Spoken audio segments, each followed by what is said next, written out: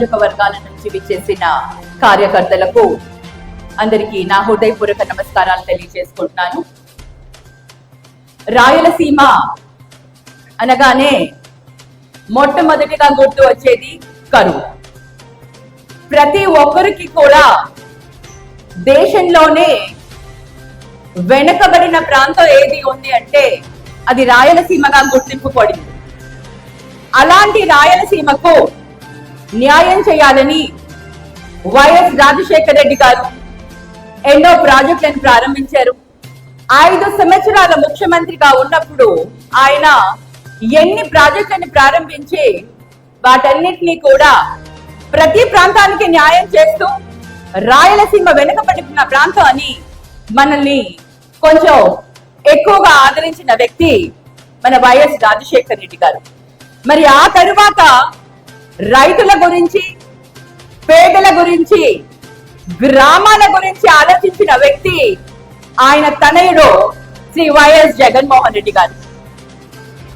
ఎంత సేపు కూటమి ప్రభుత్వానికి నగరాలు నిర్మించాలి, మరి దాంట్లో ఏమి మతలబ్ ఉందో మనకు తెలియదు, కానీ ఎంతసేపు నగరాల మీదే పని ఉంటారు.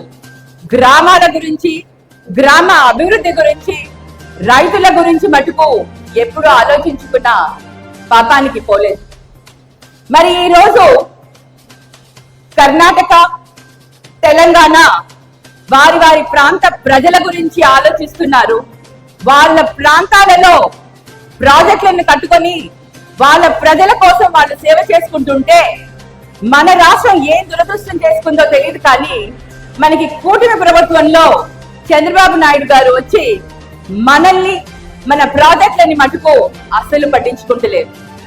పైగా తెలంగాణ రాష్ట్రం కోసం మన రాష్ట్రంలో జరుగుతున్న పోతిరెడ్డి ఎత్తిపోతుల పథకాన్ని ఆయన ఆపేయడం జరిగింది అంటే ఎంత దారుణానికి ఆయన ఒడిగట్టారో ఒక్కసారి ఆలోచించండి. రాయలసీమ ప్రజలంటే ఎప్పుడూ చిన్న చూపే. మరి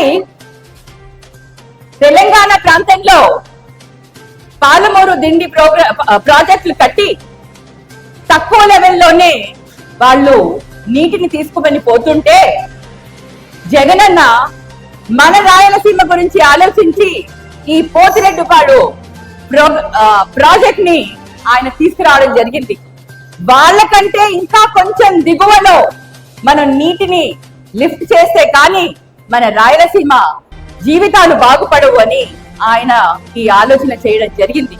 మరి అది ఎప్పుడైతే కూటమి ప్రభుత్వం వచ్చిందో లోపల వాళ్ళు ఏం మాట్లాడుకున్నారో కానీ ఆ ప్రాజెక్ట్ ని స్టాప్ చేసి మరి ఎంతసేపు అమరావతి పైనే మాట్లాడుతూ ఏదో గొప్ప కార్యక్రమాలు చేస్తున్నట్టు మన రాయలసీమని, మన వైఎస్ఆర్సీపీ కార్యకర్తలను హేళన చేసుకుంటూ ముందుకు వెళ్తున్నాడు.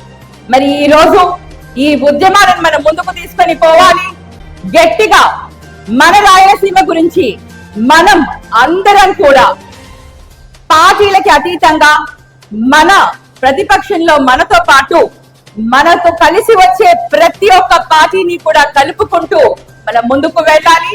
అలాగే కర్నూలుకి మటుకు వేదవతి ఆర్డీఎస్ రైట్ కెనాల్ ని పూర్తి చేయాలని ఒక డిమాండ్ ను తీసుకొని మనము కుండ్రేవుల ప్రాజెక్ట్ ని కూడా పూర్తి చేయాలని ఒక డిమాండ్ ను తీసుకొని వెళ్తూ మన అందరం కూడా కలిసికట్టుగా ముందుకు వెళ్ళాలి.